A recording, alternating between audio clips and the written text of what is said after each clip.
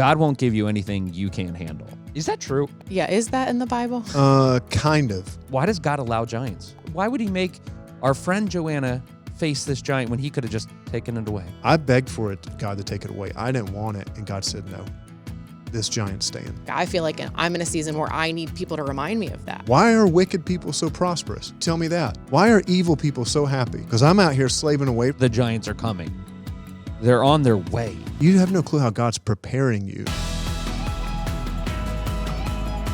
On this episode of Live Change Podcast, we're talking about facing our giants. Now, what are giants? They're these challenges that we face. Even as Christians, we face big challenges, and sometimes it can be overwhelming on how do we deal with them. That's what we're going to be talking about. We'll look at the story of David and Goliath and figure out how do we ask God to help us battle our giants in life today. So, Jace, Joanna, so excited to be talking about this, but first we're going to be talking about the world of like challenging things.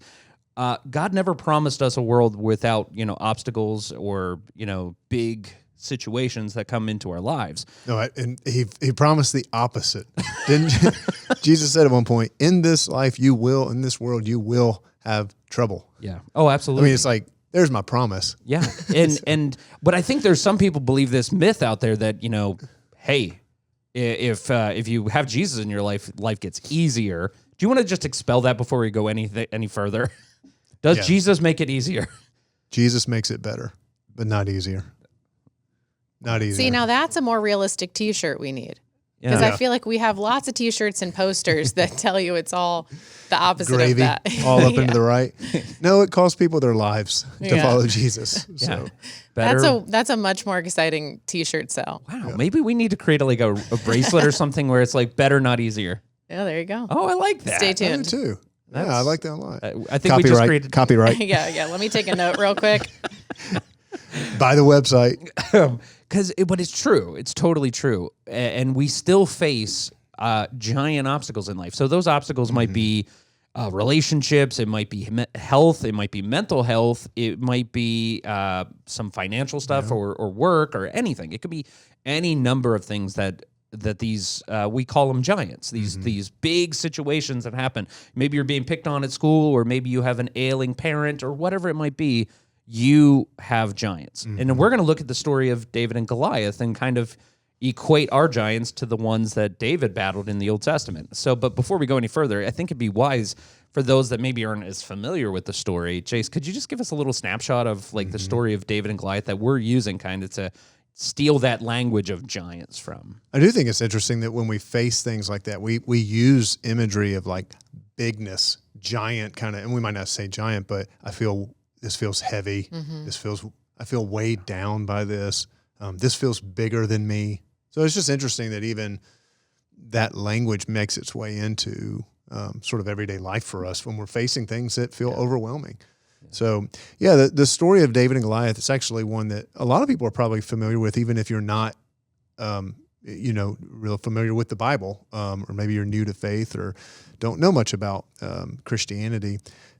It's in the Old Testament. It's in the book of 1 Samuel, and it's a real fascinating story. I actually told Chad, I was like, I'll have it up here. So if there's little parts that we want to pull out at different times, I think that'd be valuable. But anyways, in 1 Samuel chapter 15, 16, 17, it kind of gives this account where the Israelites, they were constantly battling and at war with this group of people called another nation called the Philistines, and who were neighboring people, and constantly going at it.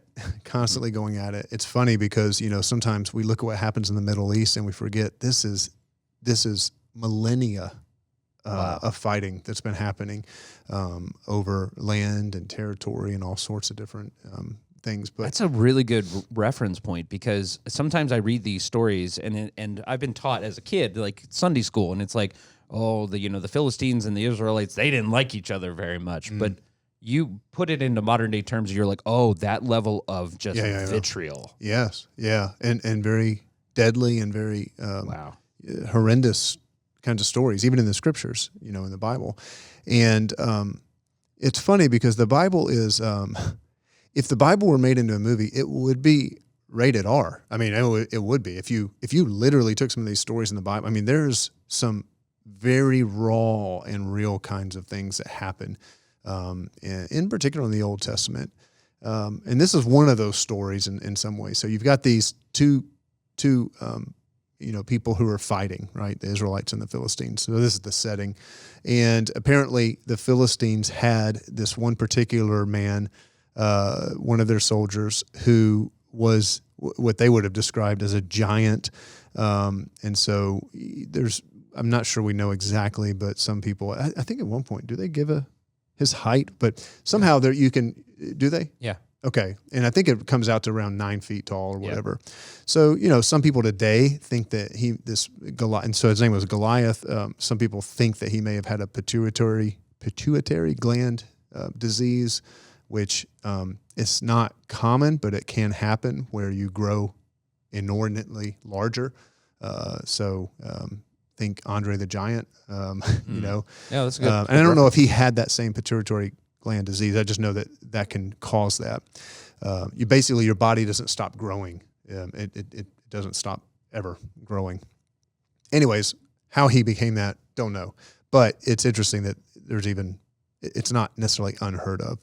He was the bread and butter of the Philistine army, though. He was the heavy. He was the force, and so he would sit on one side of the valley and just taunt the Israelites on the other side of the valley, like, you guys are so scared, you won't come fight me. You don't have to fight the army, just fight me.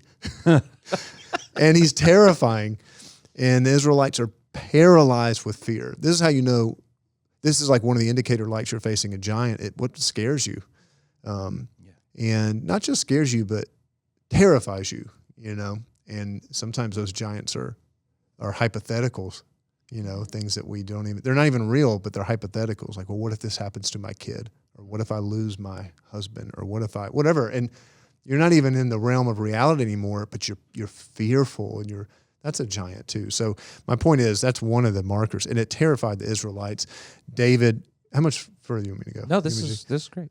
David is David's a boy, perhaps 10 years old, 11, 12 years old. He's a young boy. Which is crazy. Can we just say out loud that is crazy that he's 10 or 11? Yeah, so we know he was how would we know that? He's the youngest of the family. Jesse, his father, Jesse, had a bunch of boys. He's the youngest. He was a shepherd. He was doing the job that was reserved for boys a lot of times. And he basically goes to deliver lunch one day to his brother. His brothers are in the army. Now, he's too young to fight, so he's not in the army. So that's another sign that he was very young. Yeah. Because I have a feeling if he was like 15, he's taking up a sword. Yeah.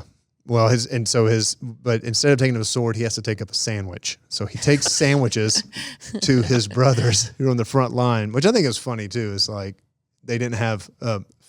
you still were relying on mom and dad. Yeah, there was no cantina, No. There were no rations.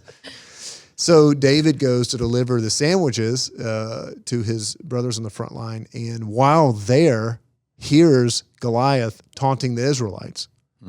He can't understand this, though, because they're not doing anything. So it strikes him as odd. It's like, hey, do y'all hear him? They're like, yeah, we hear him. And it frustrates him. This, by the way, is probably like a good sign. Like, this guy had a real sense. David seems to have had a very strong sense of justice and right and wrong in him. Like, he's just that kind of person, it seems like, even from an early age.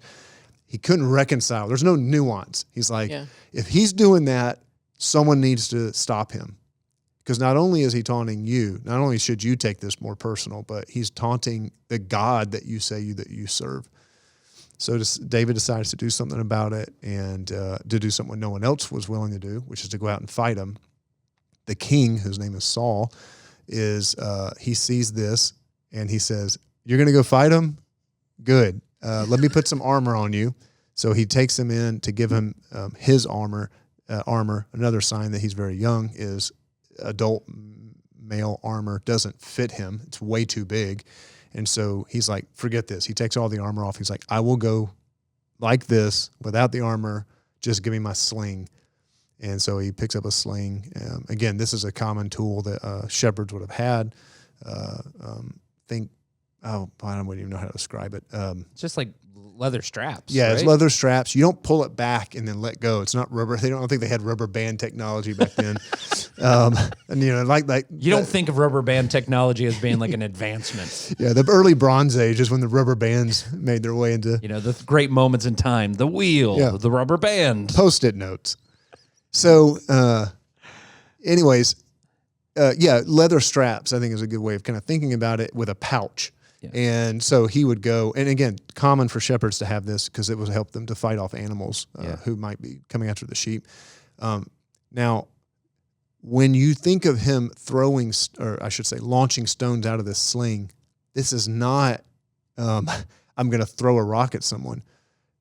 The velocity, Malcolm Gladwell actually writes about this. I don't know if any of you guys listen to Malcolm or read Malcolm Gladwell, but he wrote a book called David and Goliath. Now, Malcolm Gladwell, I don't know where he stands on faith and all that. The point, though, is he actually unpacks, what would the word be, from a physics standpoint, like how these slings would have worked and all this kind of stuff. It's real interesting. But the point is, we're talking like a bullet being shot out of a sling. We're talking about that kind of velocity. So not like a Red Ryder BB gun. No, this would have killed someone. This would have seriously impaired someone. And so anyways, he slings the rock, hits Goliath, and plays to his advantages, by the way. David, there's no way physically. This is what's so awesome. Goliath's like, come fight me. And David goes, I can't fight you on your terms. I'll fight you on mine. What can I do? There's no way I can beat you physically. Mm-hmm. So I'll stand at a distance and throw rocks. And it does. I mean, it's so shrewd and smart and wise. And it shows how silly in some ways Goliath was. But anyways, so that's kind of the story at the end of the day. And so he has victory. The Israelites obviously see this and we're like, yay. Let's go attack the rest of the army now. Yeah, the giant that's all they needed. That's all they needed. It reinforced confidence in them. I think it reinforced confidence in two ways, though. One is, their main protagonist was done, but also I think it showed that God was on their side. Yeah, it was almost like David was the canary in the coal mine, and it was almost like he provided the victory. Yep, and from that point, what's interesting is it took David, though. It took David because they clearly had the military might because there was only one dude. Yeah. But the fear of the giant prevented them from taking the victory that was probably theirs. Yeah. Yeah, well, it was always there all along. That's good. I like that. Yeah, the other thing I think is just fascinating is we think similarly to how you learn the stories, in Sunday school or whatnot, that like shepherds are these like cute boys that like, they just have these cute sheep that follow them around and maybe they need hooked every once in a while to like stay in line. But like being a shepherd was a very difficult job. Sheep are very mean animals. And so like, it's funny. Like Joanna, I'm trying to imagine you trying to corral some sheep. No way.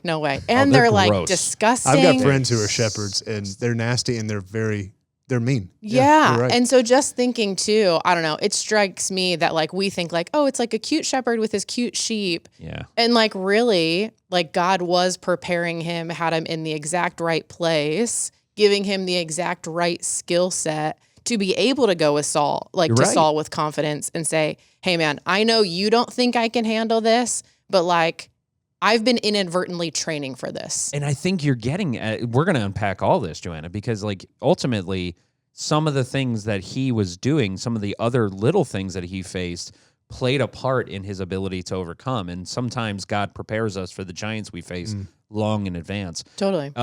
But look at the Bible does say that he killed other animals, like dangerous predators with his slingshot, with his sling. He was in preparation.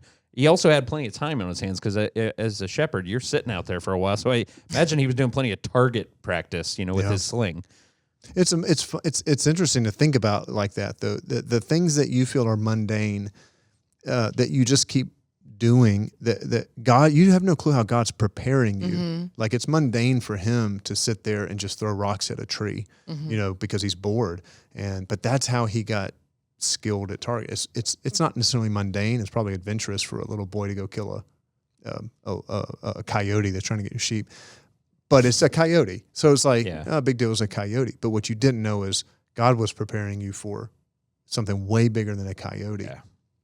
And I think that's why there's so much parallel between the story of David and Goliath and our modern day lives. If we just blow past it, it's like, oh, it's just one of those Old Testament stories. Like, there's Noah's Ark and there's Joseph and his coat and there's, David and Goliath. But I think we can pull a great deal of wisdom from this Old Testament story.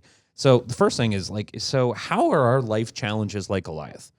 There's people out there that feel like and you started to hit this, Jason, when you were talking about fear, but what are our giants?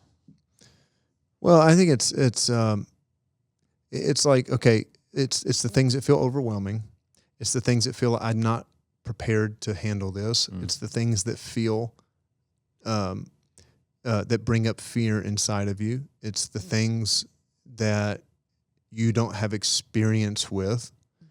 I mean, so it's kind of like the convergence of all those things that end up probably fear is the ultimate sort of thing. Like, because I'm not prepared, because I don't really have experience, because I don't feel equipped, or I don't feel like I have the strength, or whatever it might be. This thing feels bigger than me, and it's scary. Yeah. And like you said the word a couple minutes ago, just like taunting, like when something feels like it's taunting you, like the giant was taunting them. Yes. And I think it's some of that stuff, like where you just can't shake it. You can't stop thinking about it. Mm-hmm. And there's an aspect where it feels like it's like overcoming you. Give me handles on the taunting thing then. How does that play out in real life? I can't beat this thing. I can't, like, it's taunting me. Like, I can't move past a certain behavior. Or maybe you see it in a lot of different places over and over again. Or maybe you find yourself in that conversation where you're like, oh man, here I am mismanaging my budget again. Or like the narrative you tell yourself. Yep. You know what? You unlock something in my brain here. It's honestly paralyzing. Sometimes our giants are just paralyzing. And here's the story of David and Goliath. You have these people that are doing nothing else but looking at their giant. They're not battling him. Right. They're not off in their farms taking care of things. They're not doing any other They're not even good. running away. Yeah. They're just staring in fear of this, because like he had to bring them a sandwich. So that was their job right now. Yeah. Was doing military work. They could have been doing other good, but all they did was day after day after day get onto the front line and stare with fear, not overcome it, not battle it, not walk away from it, just stare at it, paralyzed from being able to do anything about it. Yeah, another way of saying that is a giant might be something that just has you stuck. You're not really moving forward. You're not going back. It's just you're stuck, and you're doing the same old thing that you've always done, and don't feel like you can really move past it. Yeah. What are some examples of giants that people, face? Yeah, so I jotted down self-doubt, fear of the unknown, not having the answers. And so I think that can be applicable to all, even just some of the scenarios we talked about, whether it's relationships or finances or It could, fear of the unknown. It could be like, you're in an unhealthy relationship, your boyfriend or girlfriend is an unhealthy thing, and facing that elimination of that person is the giant. It could be that there's someone that's picking on you at school. But it could also be like, maybe there's this medical thing that's going on in your life, and you're like, this is my giant right now. This diagnosis is my giant. And it might all sound well and good if it's self-doubt, like just overcome. But what if it's like a cancer diagnosis? Yeah. And it's like, that's a giant, guys. And that's a giant, just like the Goliath. It's real, it's in your face, and you're facing it. Totally. Yeah, it's interesting. Like, I feel like even while Kevin and I were in the season of like growing our family, like, again, it's just the things you feel like you see everywhere. Yeah. So it was like, I felt like I was seeing pregnancy announcements that were everyone's but mine. I feel like I was That's seeing, taunting. Right. It's like I saw, I was getting invited to baby showers, or, maybe you're listening and it's like engagement and you just saw a bunch of people over Christmas get engaged. Like, I think it's like those kinds of things too that aren't necessarily giants that are in your control or that I might not have been able to overcome. But are still feel like circumstances that are outside of your control that you've been placed in. Yeah, I love that. I had some friends that it was financial ruin. So they had had a business, and that didn't work out, and they had put stuff on credit cards and things like that. And before you knew it, they had created their own giant. And they were looking at this giant, and this giant was horrifying to them. And they, day in and day out, the giant kept growing, and they didn't know what to do about it. They were paralyzed. Yeah. They were paralyzed in having heart palpitations about the giant of their creation. So it might be, you're looking at the bills that just came in, and it's like, that's your giant. Yeah. Yeah. And the thing, let me just nuance something we were talking about. You were talking about seeing the pregnancy announcements or the engagements on. They're not taunting you, right? It's the idea that you've got that keeps, taunting. Like, see, you can't have that, or you should have had that, or you could have had that, or whatever it might be. So, yeah, that's great. And so now that we identify our giants, so our listeners out there, so their giant can be anything that brings fear, that paralyzes you from being able to do the work that God wants you to do, feels overwhelming. Don't feel prepared, and don't feel equipped to face it. Yeah. And when it becomes consuming of your mind. Yeah. Where it's like, and that was what the Israelite army was. Yeah. That was it. That was their Goliath. And so we face our Goliaths. So why does God allow giants? Can we just acknowledge that? Because I think there's a lot of people that even the fact that there are giants go, there's no God. Because why would he let these giants happen? Right. Why would he let these? Why would he make our friend Joanna face this giant when he could have just taken it away? Why would these giants come along? Yeah, it's funny preparing for this episode. I just wrote 3 words. The world, or 4. The world is broken. Right. You know what I mean? So it wasn't supposed to be this way. But I think it's interesting thinking about it, and actually thinking about this story in particular, which I think would be still applicable for today. God was still in it. He wasn't surprised by the circumstances that David found himself in. And ultimately, it was still to give glory to God. And so I think even in a world that's broken, the lives and plans that we're each living in, ultimately, it's not for our own glory. The plan that God has us in is for his glory in that kind of macro story. And so I know, even personally, the giants I've faced, have been giving God glory, God credit for the circumstances that he's brought me through. That doesn't make it easy. I can sit on the other side of some of those things now and say that simpler than when I was sitting in them. That's fair. But I think it's some of that. If we're going to live in a broken world, the goal is to point back to our Creator. Yeah. I do think that that's probably the starting point of that answer. We live in a sinful, broken world. And so a lot of times, and that has affected all things. That's affected relationships. That's affected circumstances. That's affected everything. And we went through a series at LCBC, and if you weren't a part of it, you should check it out. But it's when it hits the fan, it's all about this.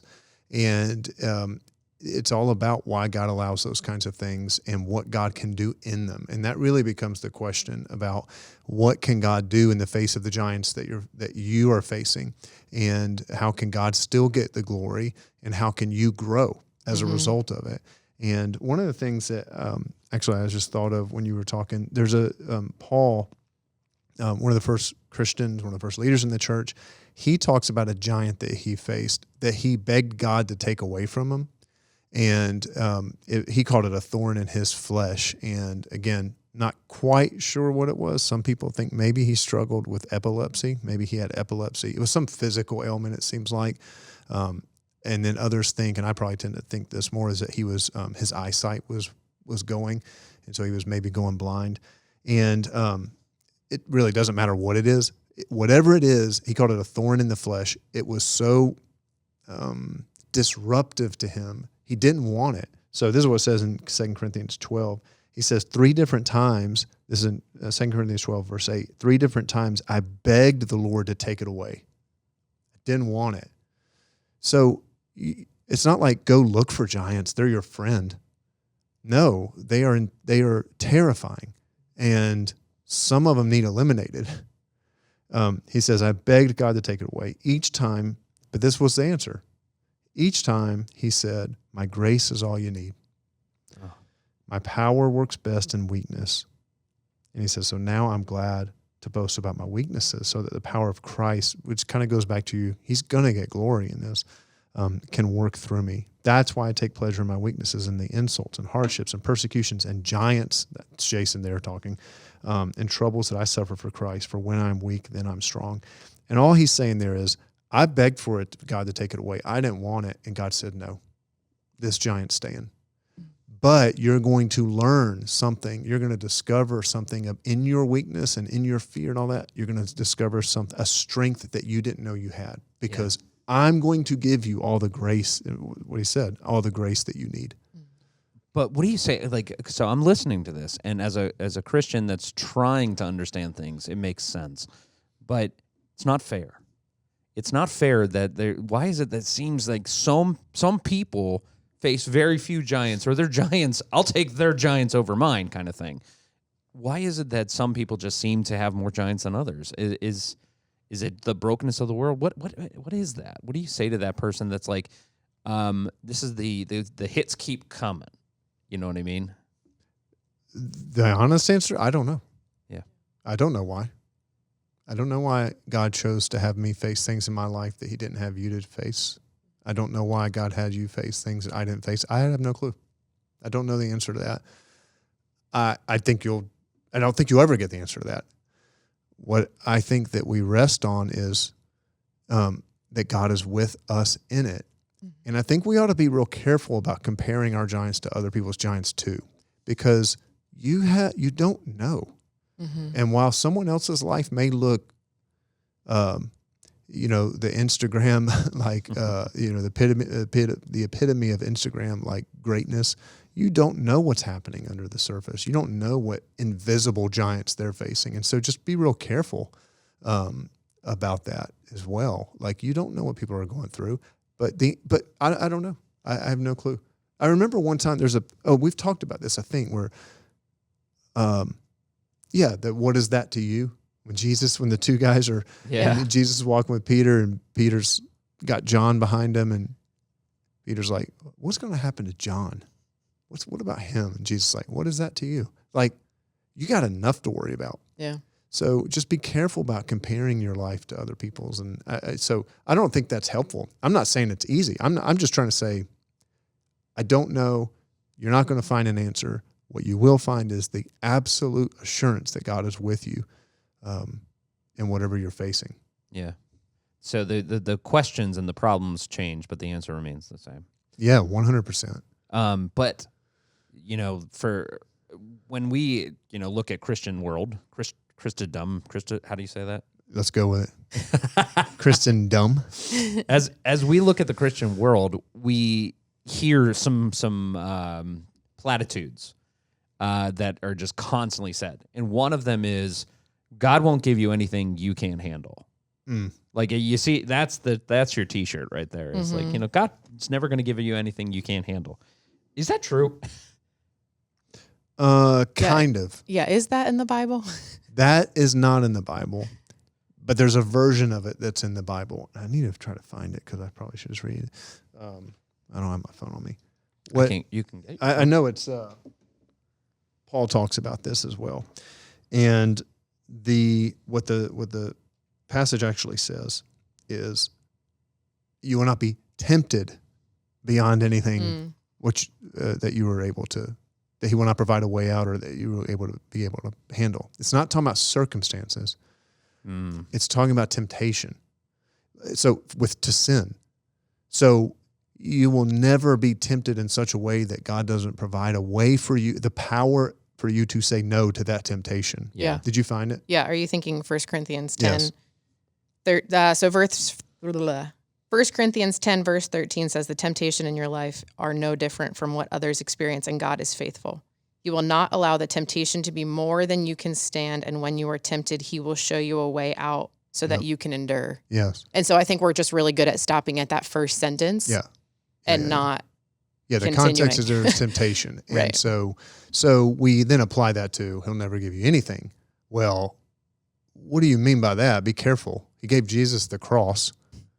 That seems beyond his ability. I mean, So just be careful how far you go with that. That's not the promise.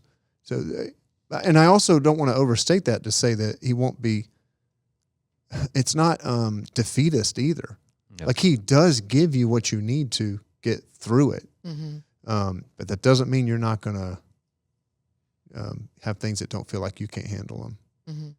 Wow. Well, yeah, because you just even shared with Paul, like God said, so. Yeah. What did you say?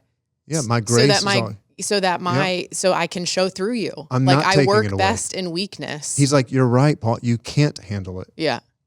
And that's where my grace will kick in. And if you could handle it on your own, then you wouldn't need me. You wouldn't need my grace. Right. You would think that you've got, and he says, in my weakness, now I understand the strength of God. How could you understand that without being so overwhelmed by something you didn't feel like you could handle, that you weren't forced into a position of surrender to go, God, I can't do this. And it's interesting too, because I also think we think that giants should just go away overnight. And so I don't know if you guys know how long Goliath was tempting or taunting the Philistines, but I think we've also been in scenarios that it feels like we're living there for a really long time. And it's interesting because I was reading just even in Jeremiah and just the different things that he went through and the different ways he was trying to basically tell the people around him what God was going to do. And they just didn't believe him. And he endured a lot of hardship that would have been easy for him to be like, oh God, this is too much for me. Like, I don't want to serve in this way. I don't want to follow you. And so anyway, then I found myself in Lamentations. So if y'all aren't doing the Bible recap, you should jump in because it's awesome the way it just breaks it down. But anyway, in Lamentations, it talks about, like that your mercies are new. And so the faithful love of God, the faithful love of the Lord never ends. His mercies never cease. Great is his faithfulness. His mercies begin afresh each morning. And I say to myself, the Lord is my inheritance. Therefore, I will hope in him. And what's interesting to me as I was reading a little bit about this is the first time hope is mentioned in Lamentations. And so to think about how much time had gone by that Jeremiah was living in that giant, if you will, to know that God was like, hey, and still there's hope. And so even when it feels like there's not hope, there is. Like the hope is in me and I am with you. And so anyway, I just know personally, I've also walked through seasons where the giant, it feels like a really long season. Yeah. So I also know that it's easy to read David and Goliath and think like, oh, this was just a couple of days. Overnight. And then just like that, David came and defeated the thing and like we were all good again. And so I don't know. I think also just holding space that there are times where where it is a long season of that. I think there's something I like, Joanna, how you brought up Jeremiah, and there's something to learn there. So I turned to Jeremiah 12 while you were talking. And two things I would note. The first is in Jeremiah 12, he brings a complaint against God. So when I'm talking about, I don't know why it happened to you, that doesn't mean, so just pull up your bootstraps and suck it up and whatever. I'm not saying that. I'm saying you can bring your complaint to, it's natural. It's okay to say, listen, so this is what Jeremiah says. He says, Lord, you always give me justice when I bring a case before you. So let me bring you this complaint. Why are wicked people so prosperous? You tell me that. Next one. Why are evil people so happy? Because I'm out here slaving away for you and I'm starving. And that guy over there could care less about you. And goes back to your thing. Yeah. You start comparing. So that's in the Bible. Like you feel these things. Jeremiah, this prophet, saying that he says, you've planted them, you've taken root, and they've taken root and they prospered. Your name. I think that what's interesting about that is if the Bible was not true, it wouldn't include these kinds of things. Because it's like these are the arguments people make against God, and God's like, hey, they're in there. Yeah, He's like, bring them on. Now, here's the thing. Here's how God responds. This is one of my favorite passages in all the Bible. He says, God responds. He lets him complain, and then says this: if racing against men makes you tired, how are you going to race against horses? That's a weird statement.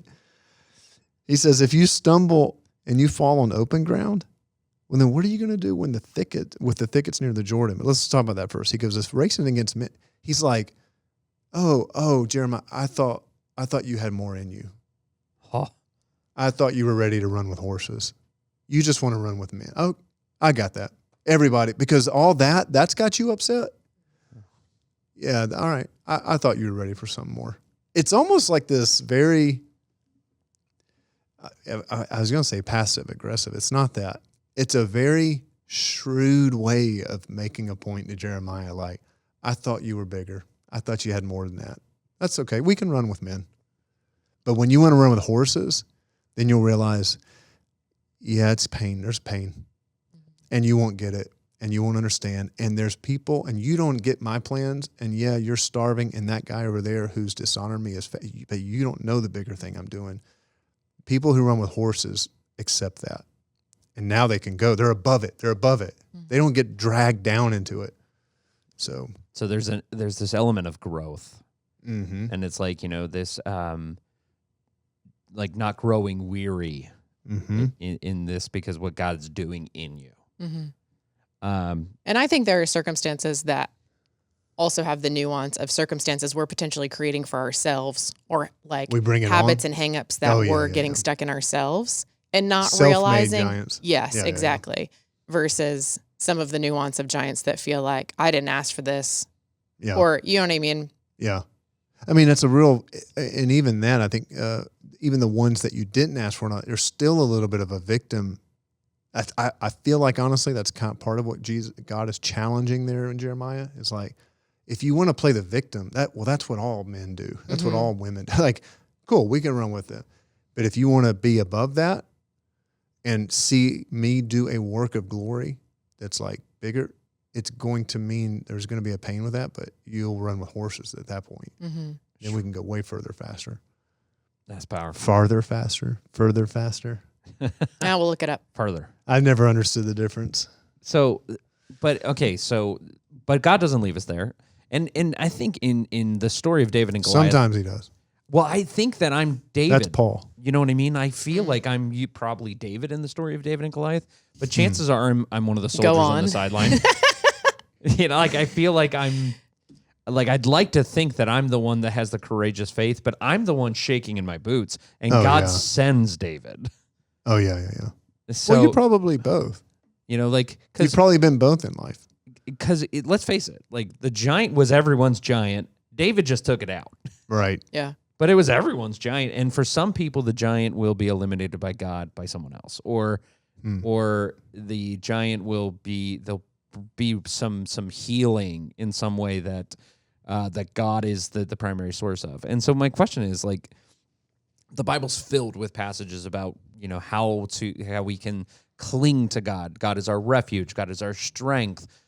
He's our savior in times of trouble. Like, but how do we do that? Okay, so like, it's one thing to hear, like, is there a phone number? Like, what? How do we tap into? It's like, because if we're facing giants, we're petrified. We're frozen, and God says, "I'm your refuge," and it's like, okay, now what? Yeah. What? How do you tap in if someone's facing giants right now and they're frustrated even thinking about it? Like, how do we tap into that hope?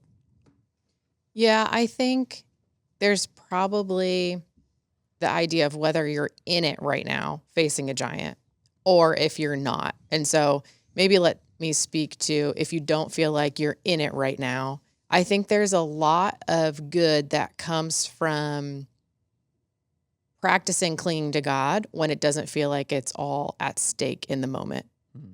And so I think that there is the idea of, hey, like getting that quiet time, or sometimes we'll say that chair time. Like, are you in the scripture? Are you connecting with God? Are you praying? Are you, just making the space to listen and learn from God? Not only from like the heart posture, but also the like mind posture, where it's like, hey, now these things are becoming more deeply rooted. I'm taking the time to be with him, to hear from him, to learn from him. So when I am in the thick of it, that idea of like heart memory or like that muscle memory can come to the surface and just remember, oh, right, like it still sucks. Yeah. It still feels really hard, but I already have some of these truths kind of like tucked away to remind me. Now, I understand that if you're in the thick of it and don't feel like you have some of those, that can be really difficult. Well, that's why though you throw you throw rocks at trees for totally. years. And the preparing, that's great. The preparedness. Yeah, I love that, and I think that's it's not it's not complicated. It's difficult or it's challenging, but it's not necessarily complicated. I think you talk to God, you listen to God, you worship God, and you find your people. You find a tribe of people who are wanting to, like, this is how you I think the things you do to ground yourself in root. So the talking to God is, we just read it. Well, Paul said, I begged God. That's him saying, I don't want it. God, I want to tell you about this. We just read Jeremiah. Jeremiah saying, why is it that the things I'm facing in my life are like, that's just on it. You talk to God. So you just talk to God. You talk to God constantly about the things that you're facing. He wants to hear. He already knows, but I already know what my kids want, my 3 kids. But when they invite me and when they talk to me about it, the relationship is strengthened. Yeah. So it's about strengthening relationship. You listen to God through his word, through the scriptures, what he says about you. This is where you root yourself in the reality. He will never leave me or forsake me. All things work together for good for those who love a God and are called according to his purpose. Like you memorize these things. You remember them because when you're facing your giant, you got to remember who you are. You worship through it, which is telling God who he is. So you proclaim that. What are some worship songs right now that are out there? You are the same God. You were a savior then, you're a savior now. Well, that's a pretty good thing to proclaim when you're facing a giant. Yeah. You were a healer then, you're a healer now. That's reminding you, but we're also proclaiming back to God who he is. And the last thing is you surround yourself with people who strengthen you. When he goes to his brother Eliab, who's remember I told you David went and delivered those sandwiches at lunches to his brothers? Listen to what Eliab says to him. So he hasn't fought Goliath yet. David's just there giving his brothers the lunch. And Eliab says this, when this is in chapter 17, verse 28, when David's oldest brother, Eliab, heard that David was talking to the men, so he was kind of there delivering the lunches, he's talking to the other soldiers saying, who is that guy screaming at you guys, right? He says, when he heard, he was angry. Listen to what he says. What are you doing around here anyways? He demanded. What about those few sheep you're supposed to be taking care of? I know about your pride and deceit. You just want to see the battle. Now, think about this for a second. David's getting attacked and taunted from both sides. He's getting taunted and attacked from the enemy, Goliath, and from his own people, wow. Eliab. His brother is also reminding him, you don't have what it takes. You're just go back to those little sheep. Go back to those little sheep. And it hurts worse sometimes. We expect it from our enemies. Mm-hmm. But when it's family, or when I say family, I mean people who are supposed to love you or support you. But just think about that for a second. Some of us are surrounding ourselves with people right now who are reminding us of everything we're not. Some of us are surrounded right now with people who don't affirm that we can be victorious over things. Some of us are surrounded with people who remind us that you're just a little shepherd boy. Yeah. They're not reminding us you can run with horses. Mm-hmm. I want to be around people who go, you're meant to run with horses. Let's go. You're more victorious than this.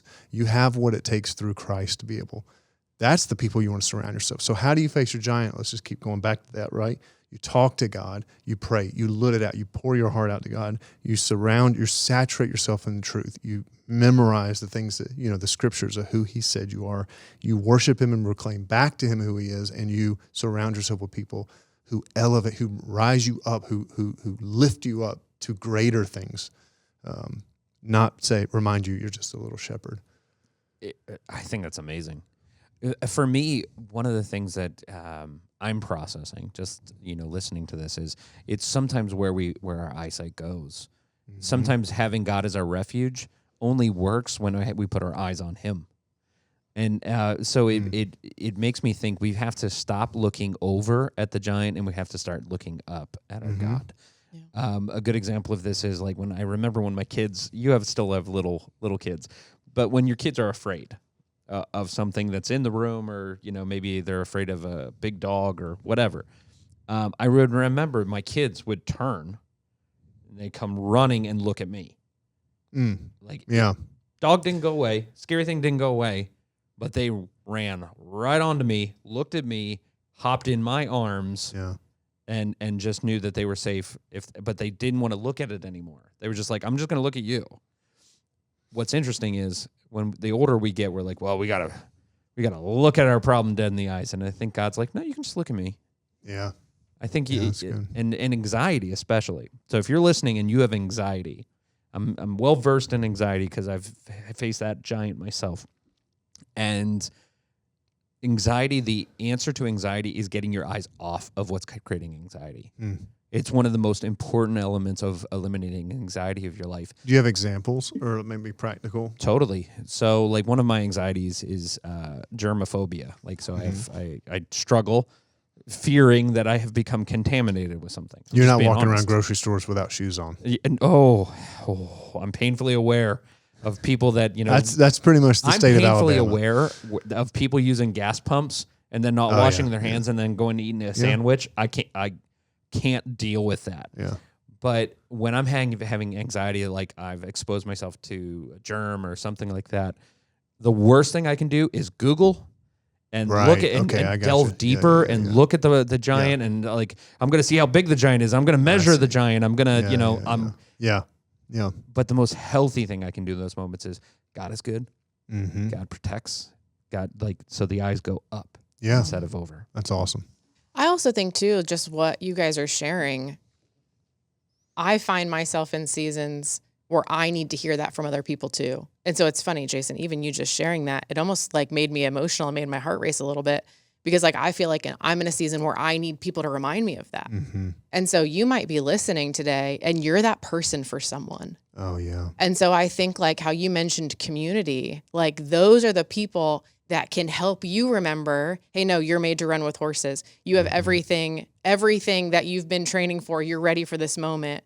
And sometimes you can't remember the truth that you've remembered or you know what I mean, that you've memorized. And like, that's the point of the body, like for people around you to remind you, nope, that's good. God created you for this moment. You have everything you need to do the thing. Yeah. And so maybe listening today, that is even something for you to remember you're that person for someone. I'd take that even further. I love that. And just say, if someone came to mind right now that was like, they need encouragement, they came to mind for a reason. Yes. So pause this and send them a text. Totally. Like, you're it. You're it. That hit me, Joanna, actually. That you reframing that hit me because I'm thinking of someone that needs a text right now. Is it me? Hold on.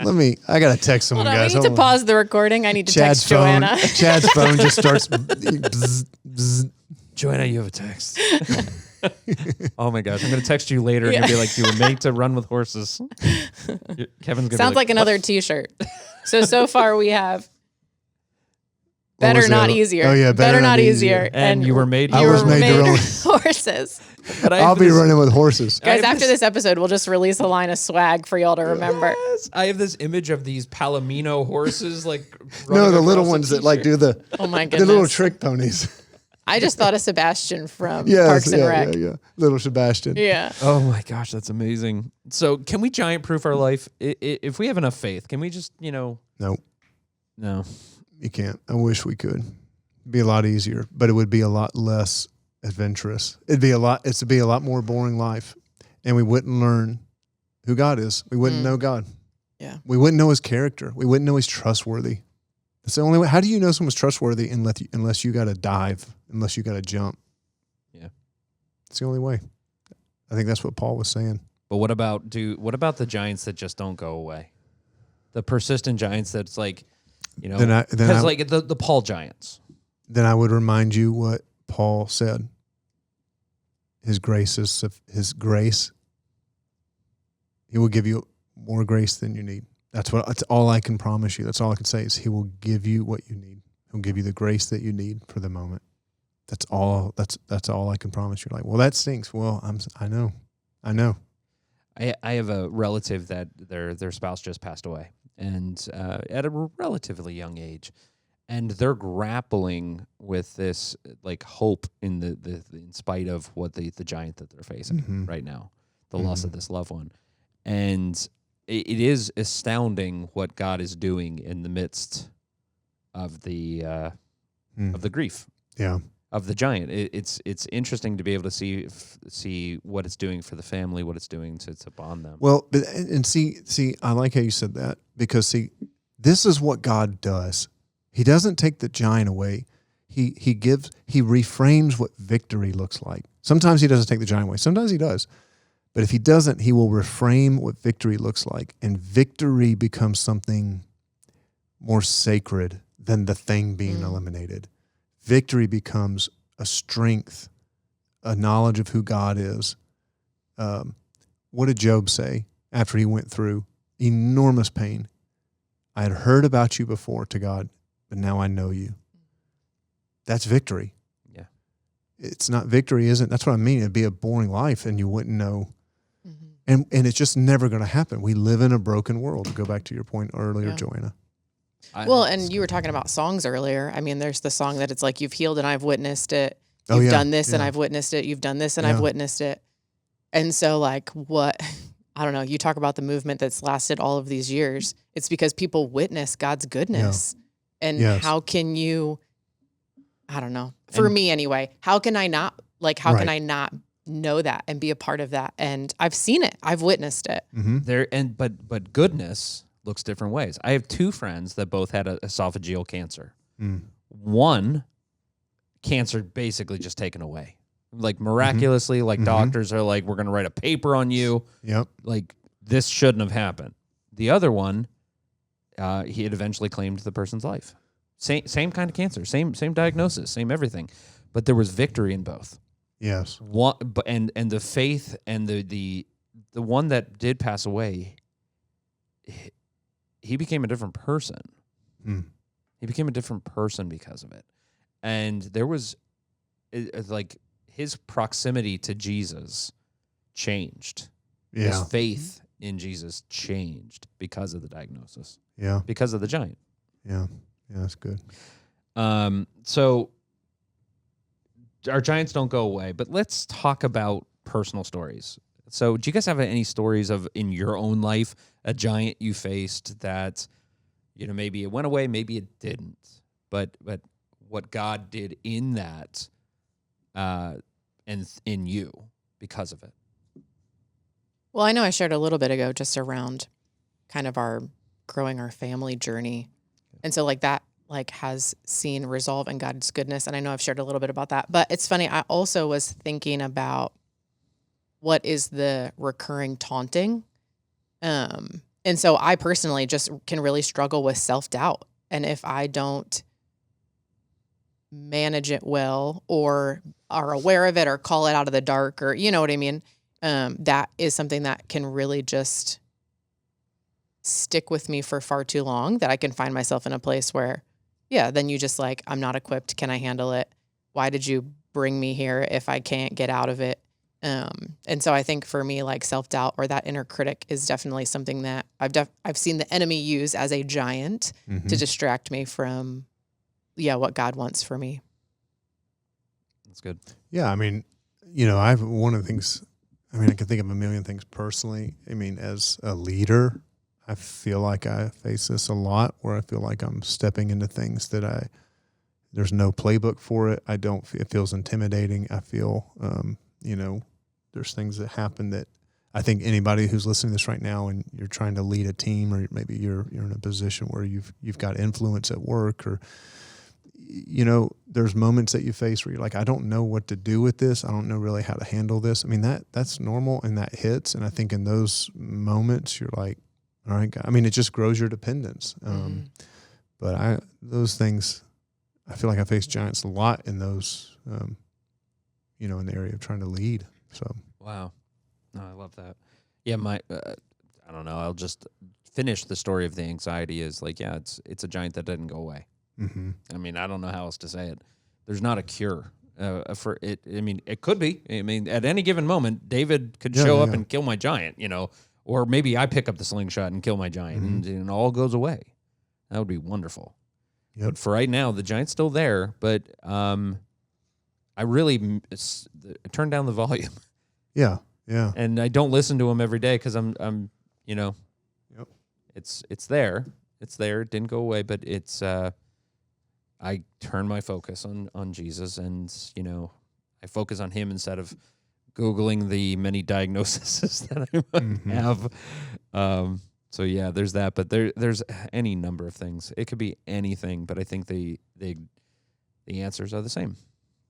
So how does understanding of God's role in facing our giants evolve over time? And has it shaped your responses in life? So maybe we have some people that are relatively new to faith, and how have you changed your opinion of God because of the giants you faced? Well, I mean, I don't know if it's. I know how I experience God differently. How I experience God differently is, well, I mean, I'll go back to the Job thing. I feel like there's aspects where it's like, oh, I had heard that you had done that in those people. Now I've seen it in my life. You talk about that song. Like I've witnessed it. So, because I was willing at least to not run from this, but to trust you in it, God, and to do those things we talked about earlier, to bring it before you and to keep claiming truth for who you say I am. And in that, there's a depth on the other side. So I've experienced God differently, I think, as a result of it. Yeah. Yeah. I just am very story driven. I learn best. I think a lot of people learn best through stories. And we even talk about that here at our church. And so once a month we get together as a full staff and we just take time in just sharing stories of what God is doing. And I can't personally stand in that circle without like feeling that. And so I think sometimes just the story sharing or just hearing the eyewitness accounts, if you will, of just what I've seen God do in other people's lives, and then what I've just personally experienced, it just is so refreshing. It feels like a fresh dose of the Spirit saying like, hey, remember, like, might feel hard now, but I'm still here. Like, look how I'm alive and moving. And so I don't know, that has always been a really impactful thing for me. Or like if you join us on a baptism weekend, like, my goodness, talk about like just getting a refueling, regardless of what you're facing or what milestone or, you know what I mean? Like point in that journey that you are personally. It's just such a good reminder of like, yes, God is good. Doesn't promise it to be easy. The people of our church have just incredible stories. And so anyway, like it's just always, that's such a good reminder for me to keep leaning in and to keep seeing how others have depended on him and that same dependence is available for me. To kind of close out, we're going to face giants. So big takeaways. Giants are coming. We're going to face giants. But, we can put our sights on God. He is a refuge and strength. He can provide hope in spite of the fact that the giants are there. He can maybe eliminate them, but sometimes some giants are just going to stay there, and it's a He chance. can eliminate them. He may choose not to. Yeah. Practice now throwing your rocks when there's no giant, so that when you know what to do. And what are your rocks? You actively talk to God and invite him in on your life. You actively engage the truth of his word and memorize the things that he says about you are true. You actively worship and tell God who he is, and you surround yourselves with people who will lift you up and come alongside you and remind you, let's run with horses. Let's not get down in this. Do you know, I don't know why, but God gave me this passage where Jesus was being tempted by Satan. He was being tempted by Satan in the wilderness. And he was literally facing about the biggest giant any of us could ever face. He was literally facing Satan. And his response to Satan was Scripture.